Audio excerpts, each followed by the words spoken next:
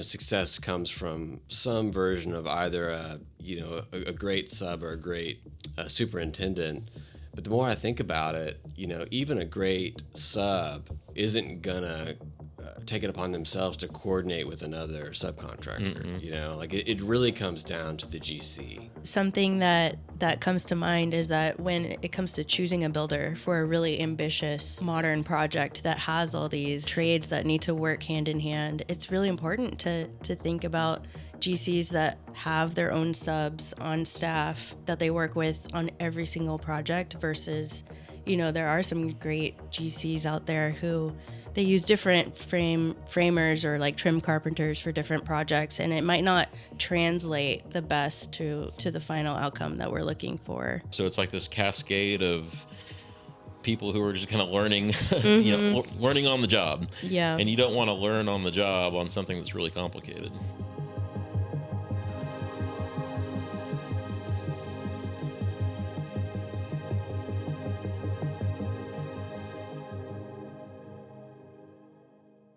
Hey friends, welcome back to a new episode of the Your Project Shepherd podcast. I am your host, Curtis Lawson, and joining me today to talk about modern design, modern home construction, I've got my friends Sam Brisendine and Julie Wright with Bright Architecture.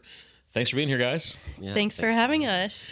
So tell everybody a little bit about yourselves, your company, and kind of what you guys like to do. So Sam and I met working at a pretty well-known luxury residential architecture firm here in Houston, and we worked there together for about 10 years, and we recently left to go out on our own and start our new venture of Bright as kind of a boutique luxury service to our clients, focusing on new construction here in Houston. Right. And you guys just do architectures? Do you architectures and interiors? Kind of what services do you offer? Yeah, I would describe it as a full service that does include interiors, depending on what the client needs. Mostly residential, but we are doing some small commercial, whatever people need from us at this point. Yep. Mm-hmm. Sometimes when you're first starting up, you got to take a little bit of everything to kind of keep the doors open and keep rolling, right? Right. Exactly. I know that. All right. So I wanted to talk about building modern houses today, and I won't get into project specifics, but Sam and I we got together on a job site the other day and looked at a modern project that you guys were involved with. Mm-hmm. Had some issues with another builder, and so I was just kind of walking through and looking at it, and I thought in the past about doing a whole show focused on kind of modern design, and not only why it costs more, but why it's more complex and harder to pull off. And so walking through that, we kind of had the conversation of, sometimes people think they can do a project, but they may or may not have either the experience on their team, or they might not have the right subcontractors or whatever Right. It is to kind of pull that off. But, there's a lot of things that go into building a modern house that people don't think of. I think that people think it's just clean. It's just straight and clean and easy and simple and all that kind of stuff. But it's not really the case, is it? Right. Yeah, no. I think it's visually simple, visually clean, but the planning involved is much more complex than what the end result kind of, leads on. Right. There are so much fewer tolerances when it comes to designing something super simple, ultra modern, where everything meets just perfectly. We don't see any gaps or seams. We have no trim. There's just so much more planning involved with every sub, every trade, kind of leading up to that final product. Yeah.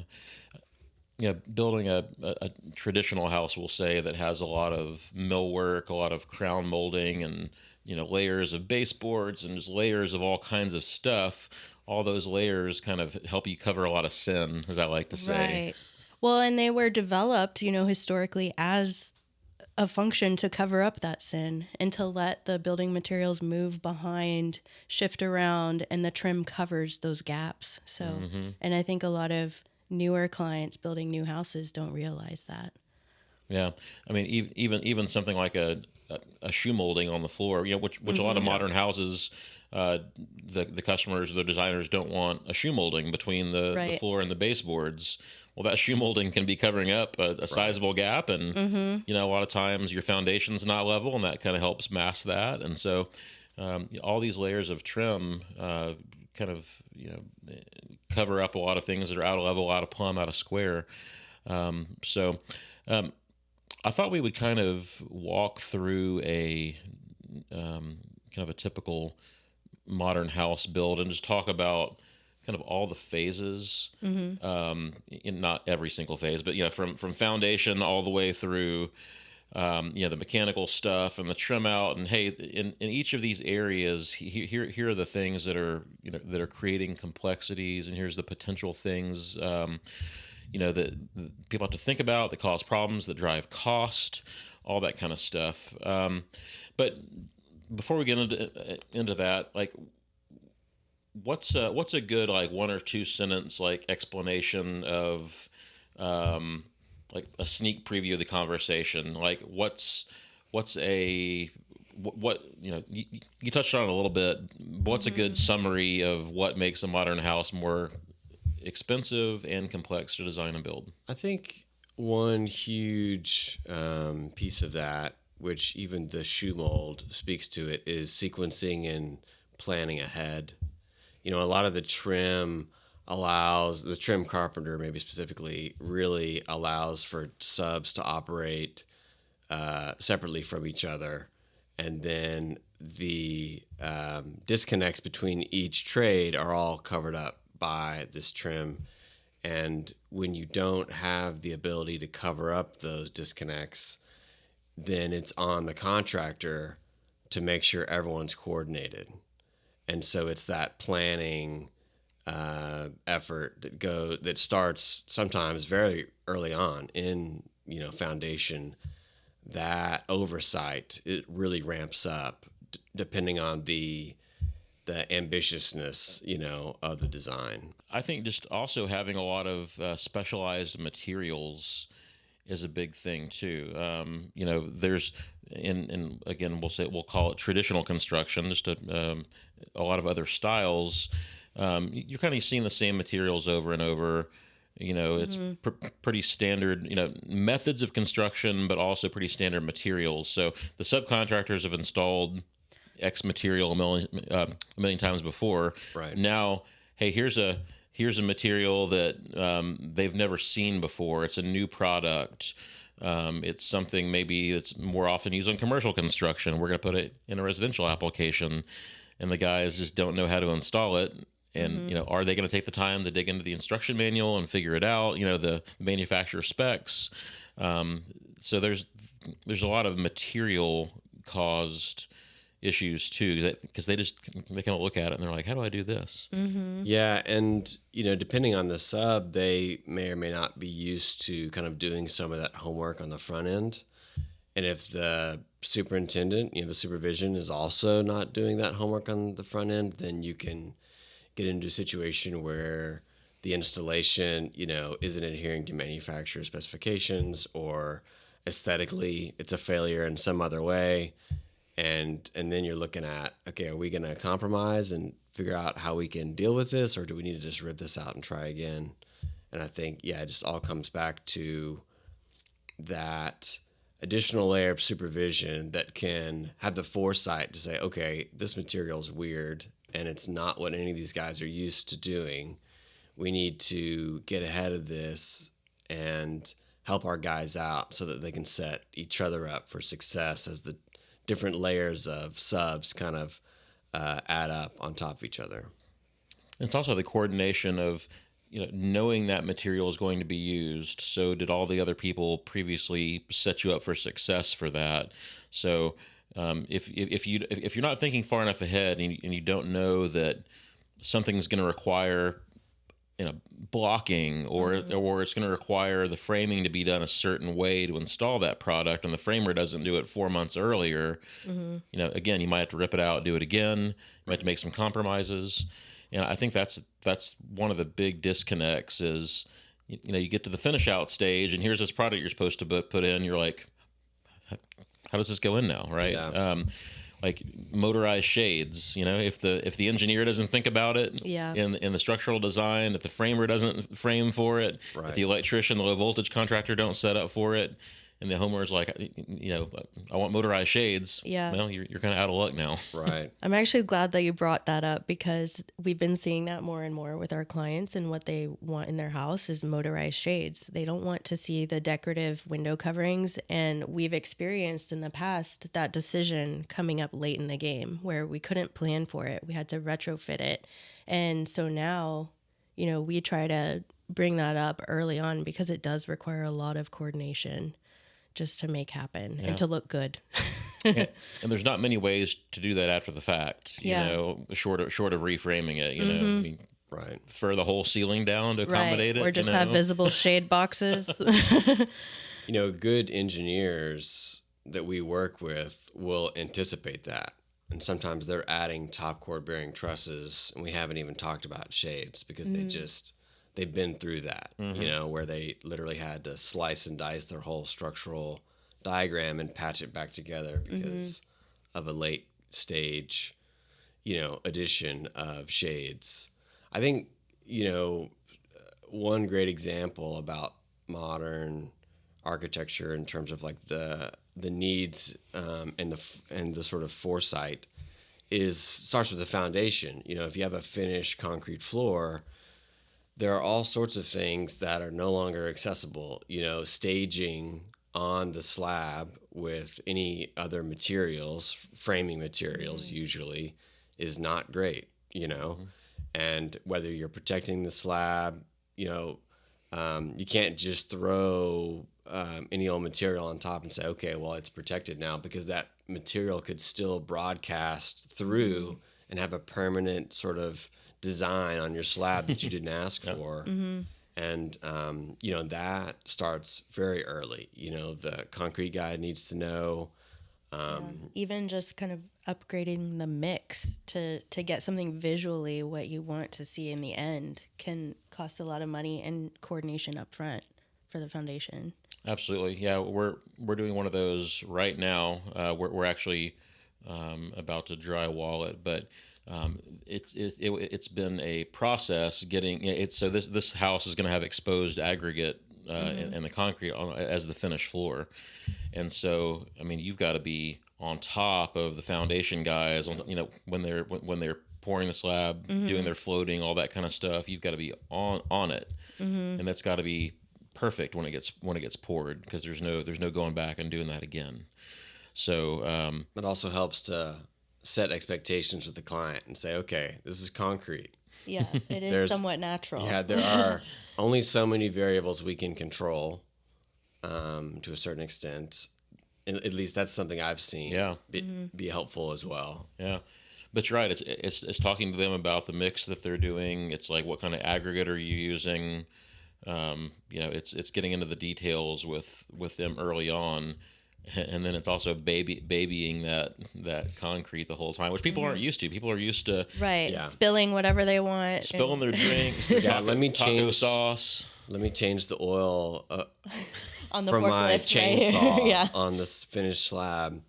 And if you have, say, a concrete finishing sub who's different from the foundation sub, it's just more coordination, more conversations that have to happen ahead of time by the contractor, by the supervisor. Again, it's just more of that legwork through the sort of master builder of the project. Yeah.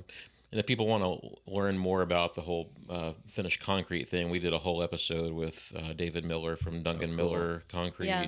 Y'all know David? Oh, yes. Yeah, we love him. Yeah, so we did a whole episode about the finished concrete, or the polished concrete floors and micro toppings with David. So, and he's the one that's doing the job that we're on right now. So it's going to turn out really nice, I know. It will, but it's a headache babysitting it the whole time for sure. It's a process, well worth it. Well, and you've spoken to the electrician, to the framer, to the whoever, and then someone new comes up on site and ruins it. It's pretty delicate, you know. So Also, that in-floor power, that has to be coordinated way ahead of time. I know that we've come across issues where, you know, the inspector will require it, you know, in places that we hadn't thought about ahead of time. But when you have a concrete finished slab, we can't just poke around and add more plugs. Yeah, you can't saw cut and throw it just doesn't look great. So if you have a suggestion for a new topic or guest, please email us at podcast@yourprojectshepherd.com. We'd love to hear from you. Thanks. Yeah, and even thinking through with designer on floor plugs for like the living room and studies and things like that, where you might need a floor plug in the middle of the floor.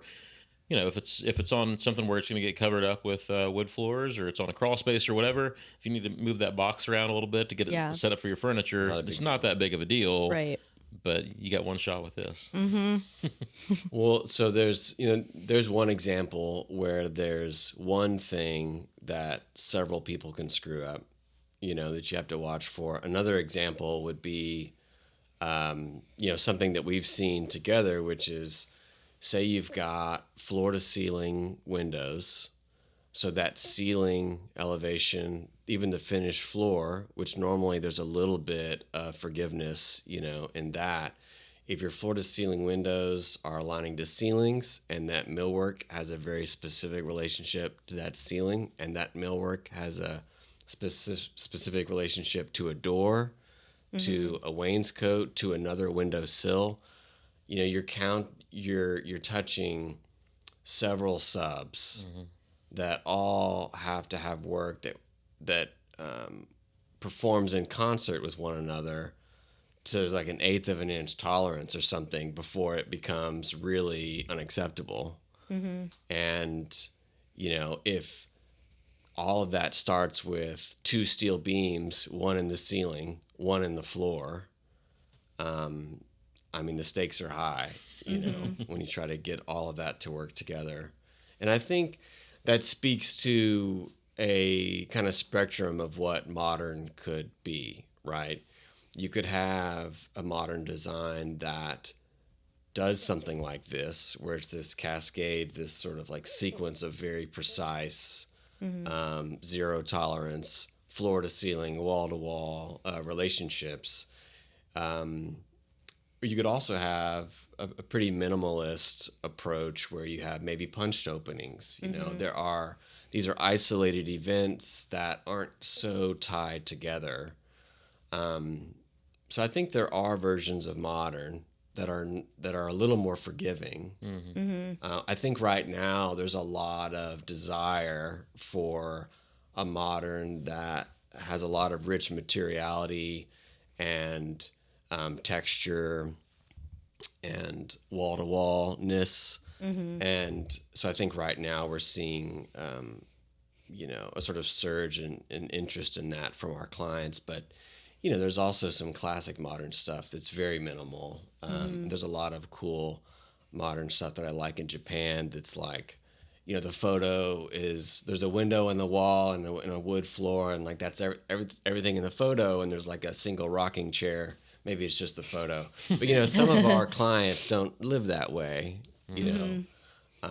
So you kind of have to, if you were going to try to do something minimal here, it would probably take a specific client that says, this is what I want. Well, also there's this emphasis on the minimal kind of monolithic design elements of modern architecture right now. Like whether it's this huge block of paneled flush cabinetry and everything's hidden back there. There's appliances, there's, you know, a secret AV cabinet. There's all the things that go into a house, but they're concealed behind this beautiful thing to kind of make a minimal space. That takes a lot of coordination and planning, but we've been seeing that more with clients who want the modern aesthetic and minimal aesthetic, but they still want all those luxuries of, hey, I want all these appliances. I want all this stuff. Yeah. So, I mean, on the coordination front, you know, one thing that I like to do is, you know, of course, we're a little bit different in that we have an in-house carpentry and millwork team that does most of that type of stuff for us. And so I'll bring them in early. So like while the house is being framed or right after framing, I'm bringing in my finish guys and walking through and saying, okay, here's the plans that we're going to do 9 months from now with you. Let's look for problems now. Like check all this framing, make sure it matches up with what's expected. Check the walls for plumb and square. Check all your window openings, door openings. Is everything cool, right? Like this is your chance as the finish guy to come in here early and raise your hand and help find some issues. And that's been a big help because they always find something, and they, again, because they know that they're responsible for making it look good later. Yeah. They're real enthusiastic about nitpicking the framers' work. I'm sure they are. Something that comes to mind is that when it comes to choosing a builder for a really ambitious modern project that has all these kind of trades that need to work hand in hand, it's really important to think about GCs that have their own subs on staff that they work with on every single project versus, there are some great GCs out there who they use different framers or like trim carpenters for different projects, and it might not translate the best to the final outcome that we're looking for. Yeah. I mean, because we do some different styles of homes. I've got crews that I'm okay with using for a craftsman style home or something that's real traditional, but I know that if I'm getting into something really technical, like I need to use my in-house guys, or I've got like one other, cabinet millwork guy who's not a employee, but I'll use one of them. But I know kind of who my players are that should be on that project and the ones that aren't sophisticated enough and probably shouldn't be involved in that project. So I think that's one of the things that a lot of builders get in trouble with is, I mentioned this a while ago, is just not having people who are qualified to do the work that they're contracted for. And then on top of that, to make matters worse, the project manager may not, or the builder or the owner of the company or the project manager, whoever's running the job, may not have that experience as well. And so now they're relying on the trades and the trade doesn't know. So it's like this cascade of people who are just kind of learning, learning on the job. Yeah. And you don't want to learn on the job on something that's really complicated. And the contractor, the superintendent, and the GC, I mean, they are the best positioned partner in the project to manage all those details and check the framing and all that stuff. There's a limit to which other team members, like the architect, can really check some of that stuff. And certainly there's a limit to the extent that the owner or the architect could communicate that to the subs as well. I mean, that's really, it just all comes back to this much more centralized, robust kind of capacity that the builder has to have to coordinate all those things. And it's great to hear that you guys do that kind of internal review, because if every sub is kind of an independent actor and the contractor isn't the one kind of collapsing them into an effective team together, then the framer leaves and then the trim carpenter gets there months later, and there's like this huge collision. And you're ripping stuff out, you're saying, hey, why didn't we catch this? Yeah. So that review by subs that will be working in the future is critical because it sets them up for success, and oh, by the way, everyone else for success too. The other side of this is having really good plans too, right? So the architect who's designing the house needs to be providing a very high level of detail too, which goes hand in hand with people need to be prepared to pay appropriately to get that kind of set of drawings, right? So a 10-page a 10-sheet builder set of a quote unquote builder set of plans, like a lot of guys like to use for spec houses, let's say. That's not going to cut it. Like we need a lot of details, like all these millwork details where glazing's coming in flush with ceilings and floors, overhangs, like all that kind of stuff needs to be detailed out. and that might be a 30, 40, 50, 60 page set of plans. I don't know. But Right. it's not a 10-page builder set of plans. Yeah. And homeowners need to realize when they go into this that's not a, you're not going to pay $3 a foot for your house plans. Right. Right. You're paying Yeah. for a professional to really think through these details and draw it out. Yeah. Yeah, I think a client, it can be difficult when, say, you haven't hired an architect before to know the difference unless someone tells you. But there is a broad, like a wide spectrum of what architectural service can mean.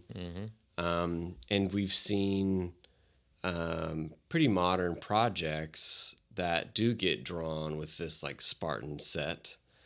And it's okay as long as everyone's prepared for the marathon of being on site and working through it all together. Yeah. It's probably not going to be very efficient time-wise, and it requires a special amount of kind of patience, and the schedule needs to be able to accommodate that slow pace. If the client expects some crazy fast build with a 10-sheet set, I mean, I think it's collision course for an upset client, not meeting expectations. Well, and there's the potential for working backwards and change orders too, right? I mean, if you don't have enough detail, you get to a certain point and then you do a walkthrough, and it's like, oh, well, we need to change that. Okay, let's take 2 steps back and do it again, right? So the more detail we have up front, the more we can, get things right the first time. I mean, hopefully there's always some walkthroughs with the team, and the builder's not ever just rolling on until the end with no site visits and no kind of back and forth and collaboration. But if you're starting with a minimal set of plans and you're kind of relying on site visits and we'll just work it out in the field, that type of situation, there's always the potential for some steps back. Yeah. And kind of to circle back to the architect's fees, that's an investment. So you want this really thorough set of plans as the client. You pay an architect to produce that. It's much more money than it would be if it was a 10 sheet set, right?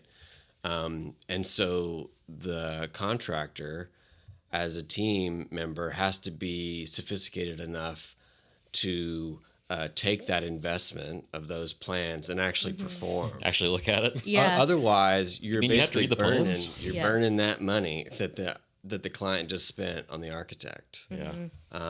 So it really raises the expectations of everybody. And if there's a mismatch on the team, it can lead to not meeting expectations. Yeah. And honestly, that's what I and my consulting side see the most of is kind of that mismatch. You get a really good set of detailed plans, and you get a contractor who just doesn't pay attention to it, or like I said, is just letting their subs run the job. Those two, the combination of those two things, not paying attention and letting the subs run it, is what I see the most, and that's the recipe for conflict. Yeah, and what I've seen is, contractors, they have a business model that works in this market, some other market, and then they try to translate that way of doing business directly to some high-end, modern, intricate design, and it just doesn't work. That doesn't translate. So yeah, it can be painful. Yeah. I always tell people too, it's not necessarily, the contractor's not trying to take advantage of somebody or screw somebody necessarily. They just may not know, right? Like they don't know what they don't know. And I see that a lot too. I mean, the contractor's a great guy. He's capable of doing good work in certain markets and certain situations, but he got a little ahead of himself kind of on where what he should be doing given his current skill set. And I've been guilty of that too. I mean, when I was younger, I would jump on any set of plans I could get. Oh yeah, we can do that. And I definitely learned, on the fly and made some mistakes. But that's what experience teaches you. I've learned over the years this is the right way to do it. These are the kinds of people I need to have around me and working for me to execute this stuff. But yeah, I mean, early on I made some of those mistakes too. Mm-hmm. And I've been thinking. I think we spoke in the past about this idea that success comes from some version of either a great sub or a great a superintendent. But the more I think about it, even a great sub, isn't gonna take it upon themselves to coordinate with another subcontractor. Mm-mm. Like it really comes down to the GC, and there's really no way around it. If you want to be successful in pulling something special off, Mm-hmm.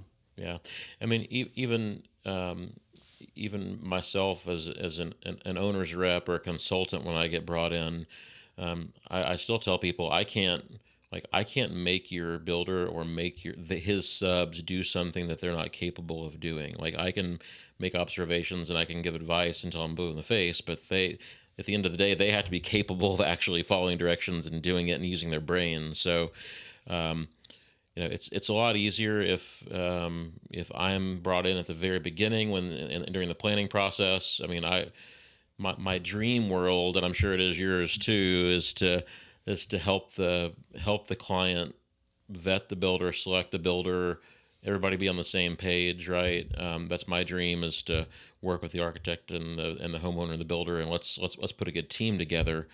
But unfortunately, most of the time I get called when things are already sideways, and it's like, hey, can you come fix this? Right. I'm like, I mean, I can give you some advice, but unless you want to fire that guy and bring somebody else in, there's really nothing that I can do to truly turn this thing around for you. So, Hey, thanks for listening. This ends part 1 of Curtis's conversation with Sam and Julie of Wright Architecture. In part 2, we'll be diving into the different stages of home construction and discuss the unique demands of modern home design, along with the design strategies and hidden costs. You won't want to miss it. Make sure to subscribe wherever you get your podcast from, and we hope to see you then.